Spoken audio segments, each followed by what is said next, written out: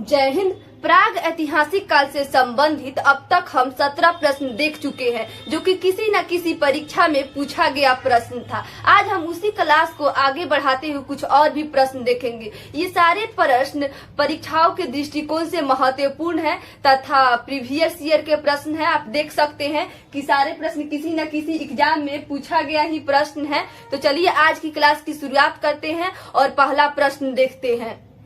प्राग ऐतिहासिक काल से संबंधित अगर हम सारे प्रश्नों का विश्लेषण एक ही वीडियो में करते तो वीडियो काफी लंबा हो जाता, वीडियो छोटा छोटा बने, इसलिए हम एक ही वीडियो को 3 पार्ट में बांट दिए हैं। आज का क्लास सेकेंड पार्ट है, पहला पार्ट आपका अपलोड है और इसके बाद एक और पार्ट आएगा जो थर्ड पार्ट होगा। तो चलिए आज के प्रश्न को देखते हैं और आप उसका आंसर बताने का प्रयास कीजिए। सबसे पहला प्रश्न है, चालकोलिथिक युग किस काल को कहा जाता है? चालकोलिथिक युग किस काल को कहा जाता है? ऑप्शन है, ए में है पूरा पाषाण युग, बी में है नव पाषाण युग, सी में है ताम्र पाषाण युग, डी में है लौह युग। ये प्रश्न बीपीएससी 2000 में पूछा हुआ प्रश्न है, तो आप इसका आंसर बताने का प्रयास कीजिए। चालकोलिथिक युग किस काल को कहा जाता है? चालको का अर्थ होता है तांबा और लिथिक का अर्थ होता है पत्थर, यानी किस काल में मानव तांबा के साथ साथ पत्थर का भी प्रयोग करता था। अब आप सोच पा रहे होंगे इसका आंसर क्या होगा? ताम्र पाषाण काल होगा। अगला प्रश्न है, मानव द्वारा खोजी गई प्रथम धातु। ये सब प्रश्न आपको डायरेक्ट याद रखना है। मानव द्वारा खोजी गई प्रथम धातु तांबा, मानव द्वारा पाला गया प्रथम जानवर कुत्ता, मानव द्वारा कृषि की गई सबसे पहली फसल जौ और उसके बाद गेहूं। सबसे पहली बार कृषि कहाँ की गई? मेहरगढ़ में। कब की गई? 7000 ईसा पूर्व पहले। ये सब प्रश्न आपको बिना ऑप्शन के ही याद होना चाहिए। चलिए आगे प्रश्न देखते हैं। अगला प्रश्न है, नावदा टोली का उत्खनन किसने किया था? ऑप्शन ए में है केडी वाजपेयी, बी में है बीएस वांगकोंकर, सी में है एचडी सांकलिया और डी में है मार्टिमर व्हीलर। ये प्रश्न यूपी लोअर सब ऑर्डिनेट में पूछा है, 2009 में पूछा गया प्रश्न है।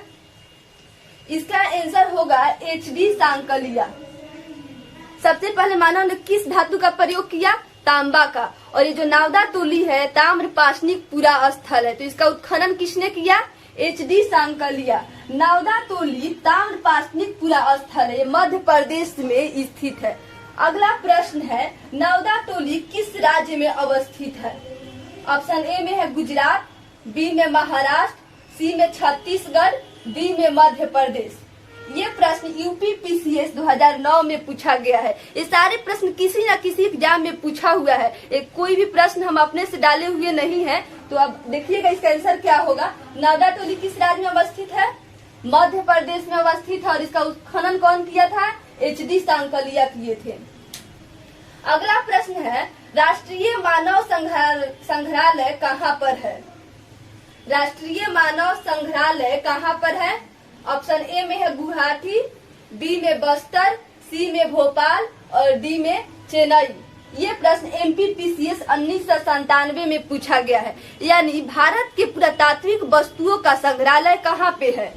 भोपाल में है, जिसका नाम राष्ट्रीय मानव संग्रहालय है। अब इसका नाम इंदिरा गांधी मानव संग्रहालय कर दिया गया है। वही प्रश्न आपसे पूछा जा रहा है, भारत के पुरातात्विक वस्तुओं का संग्रहालय कहाँ है?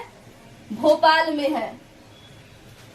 इसका नाम है राष्ट्रीय मानव संग्रहालय। हालांकि इसका नाम अब बदलकर इंदिरा गांधी मानव संग्रहालय कर दिया गया है।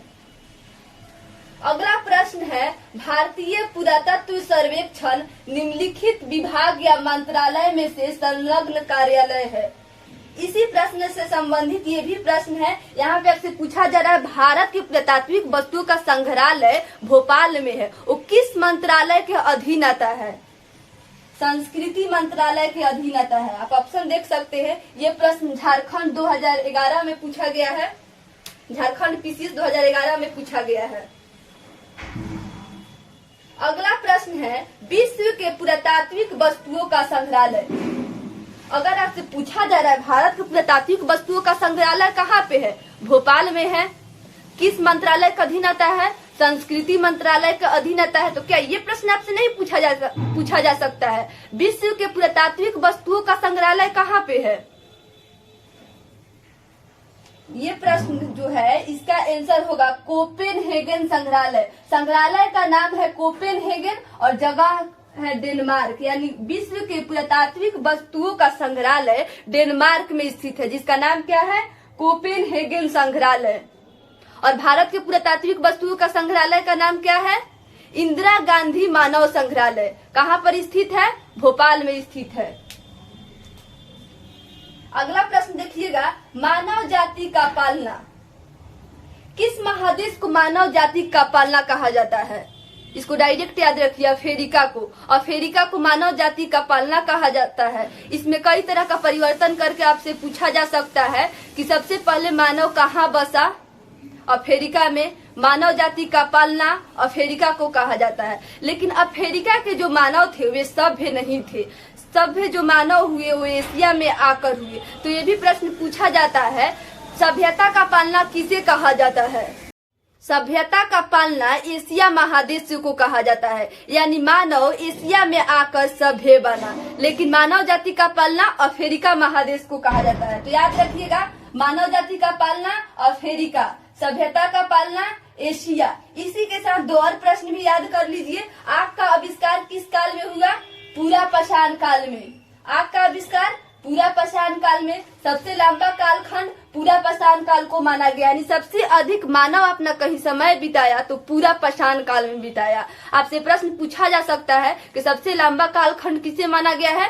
पूरा पाषाण काल को। 25 लाख से 12,000 ईसा पूर्व के समय को पूरा पाषाण काल कहा जाता है। ये प्रश्न यूपीपीसीएस प्री 2016 में पूछा हुआ है। जरा देखिएगा, जगह नहीं था इसलिए यहाँ पे ऑप्शन हम नहीं दे पाए हैं। विंध्य क्षेत्र के किस शिलाश्रय से सर्वाधिक मानव कंकाल मिले हैं? इसका आंसर होगा लेखिया। लेखिया से सर्वाधिक मानव कंकाल मिले हैं। तो चलिए आगे भी कुछ और प्रश्न देख लेते हैं। अगला प्रश्न है, भीमबेटका किसके लिए प्रसिद्ध है? ऑप्शन ए में है गुफाओं के शैल चित्र, बी में है खनिज, सी में है बौद्ध प्रतिमाएं, डी में है सोन नदी की उपागम। ये प्रश्न एमपीपीसीएस 2004 में पूछा गया है। भीमबेटका किसके लिए प्रसिद्ध है? जरा समझिएगा, भीमबेटका मध्य प्रदेश के रायसेन जिला में स्थित है। मध्य प्रदेश के रायसेन जिला में स्थित है। नर्मदा नदी घाटी के किनारे और विंध्याचल पर्वत के समीप स्थित है। यहाँ से गुफाओं की चित्रकारी का साक्ष्य मिला हुआ है। यहाँ से कई तरह का प्रश्न पूछा जाता है। भीमबेटका से कई तरह का प्रश्न पूछा जाता है। देख सकते हैं आप, एमपीपीसीएस 2004 में भी भीमबेटका से संबंधित प्रश्न पूछा गया है। यूपीपीसीएस 2008 में भी भीमबेटका से संबंधित प्रश्न पूछा गया है। एमपीपीसीएस 2013 में भी भीमबेटका से संबंधित प्रश्न पूछा गया है। यूपीपीसीएस 2011 में भी भीमबेटका से ही संबंधित प्रश्न पूछा गया है।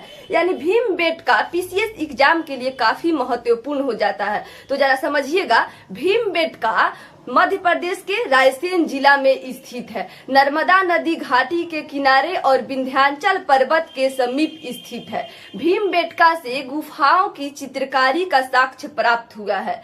प्राग ऐतिहासिक काल के जो मानव थे उनके मनोरंजन का कई साधन था, जिनमें से एक साधन चित्रकारी भी था। वो मनोरंजन के लिए चित्र बनाया करते थे। वे चित्र गुफाओं पर बनाते थे, जिसे शैल चित्रकारी कहा गया। तो भीमबेटका से भारत में सबसे अधिक शैल चित्रकारी का साक्ष्य प्राप्त हुआ है। आप क्वेश्चन देखिए और आंसर देने का प्रयास कीजिए। भीमबेटका किसके लिए प्रसिद्ध है? गुफाओं के शैल चित्र के लिए। अगला प्रश्न है, भारत में किस शिलाश्रय से सर्वाधिक चित्र प्राप्त हुए हैं? भारत में किस शिलाश्रय से सर्वाधिक चित्र प्राप्त हुए हैं? भीमबेटका से। आप ऑप्शन देख सकते हैं, ए में है घगरिया, बी में है भीमबेटका, सी में है लेखिया, डी में है आदमगढ़। भीमबेटका से भारत में सबसे अधिक चित्र प्राप्त हुआ है। अगला प्रश्न है, भीमबेटका की गुफाओं यानी भीमबेटका की गुफाएं कहाँ स्थित है? ऑप्शन ए में है भोपाल, बी में है पंचमढ़ी, सी में है सिंगरौली, डी में है अब्दुल्लागंज रायसेन। भीमबेटका की गुफाएं जो है वो मध्य प्रदेश के रायसेन जिला में स्थित है। यहाँ पे क्या हो जाएगा? अब्दुल्लागंज रायसेन। अगर नदी की बात करता तो नर्मदा नदी घाटी हो जाती और पर्वत की बात करता तो विंध्याचल पर्वत हो जाता। अगला प्रश्न देखिएगा, निम्न में से कौन सा स्थल प्राग ऐतिहासिक चित्रकला के लिए प्रसिद्ध है? प्राग ऐतिहासिक चित्रकला के लिए कौन प्रसिद्ध है? भीमबेटका। ए में है अजंता, बी में है भीमबेटका, सी में है बाघ, डी में है अमरावती। ये प्रश्न यूपी पीसीएस 2011 में भी पूछा हुआ है और आप देख सकते हैं उत्तराखंड यूडीए और एलडीए 2007 में भी पूछा हुआ है। तो इसका आंसर हो जाएगा भीमबेटका।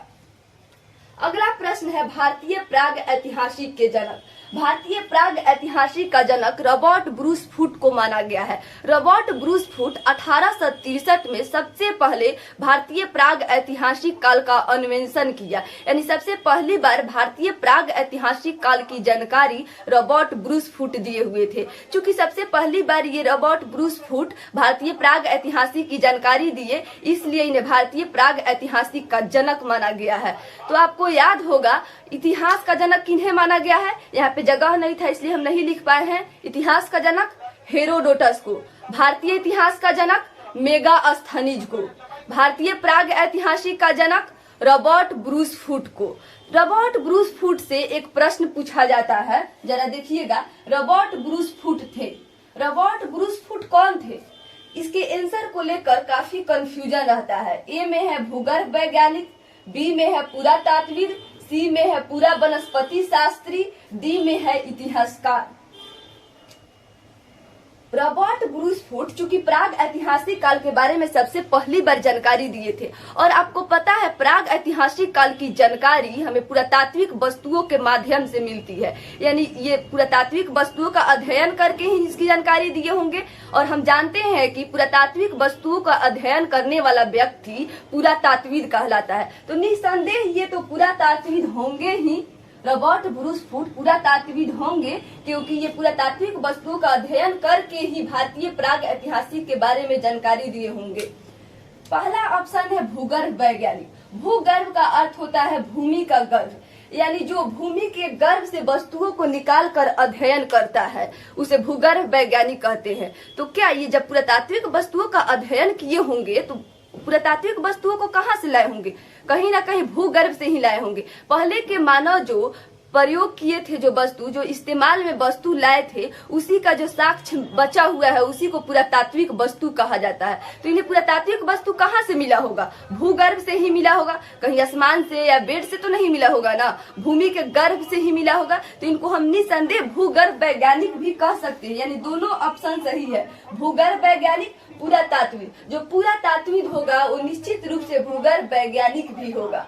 अगला प्रश्न है, भारतीय पुरातत्व का जनक किसे कहा जाता है? यानी भारत के पुरातात्विक वस्तुओं का जनक किन्हें कहा जाता है? ऑप्शन ए में देखिएगा, ऑप्शन ए में है अलेक्जेंडर कनिंघम, बी में है जॉन मार्शल, सी में है मार्टिमर व्हीलर और डी में है जेम्स प्रिंसप। इसका आंसर हो जाएगा अलेक्जेंडर कनिंघम। अलेक्जेंडर कनिंघम को भारतीय पुरातात्विक वस्तुओं का जनक माना गया है। अगला प्रश्न है, कोपेनहेगन संग्रहालय के सामग्री से पाषाण, कांस्य और लौह युग का त्रियुगीन विभाजन किया था। आपको हम पहले ही बता चुके हैं, कोपेनहेगन संग्रहालय जो है वो विश्व के पुरातात्विक वस्तुओं का संग्रहालय है, विश्व के पुरातात्विक वस्तुओं का संग्रहालय है जो कि डेनमार्क में स्थित है। तो कोपेनहेगन संग्रहालय से वस्तुओं को निकालकर कौन बताया था कि इतिहास 3 भागों में बटा हुआ है? जहाँ पे पत्थर मिला उसको पाषाण काल कहा, और जहाँ पे कांसा मिला उसे कांस्य युग कहा, और जहाँ पे लोहा मिला उसे लौह युग कहा। किसने कहा था? क्रिश्चियन थॉमसन ने। ए में देखिएगा, ए में है थॉमसन, बी में है लुबाक, सी में है टेलर, डी में है चाइल्ड। ये प्रश्न यूपी पीसीएस 2010 में पूछा गया है। इसका आंसर हो जाएगा थॉमसन। यहाँ पे जरा समझिएगा, प्राग ऐतिहासिक काल को पाषाण काल कहा जाता है, आद्य ऐतिहासिक काल को कांस्य युग कहा जाता है और ऐतिहासिक काल को लौह युग कहा जाता है। चलिए इसी के साथ आज के वीडियो को समाप्त करते हैं। मिलते हैं नेक्स्ट वीडियो में फिर से प्रीवियस ईयर क्वेश्चन के साथ। तब तक के लिए जय हिंद, वंदे मातरम।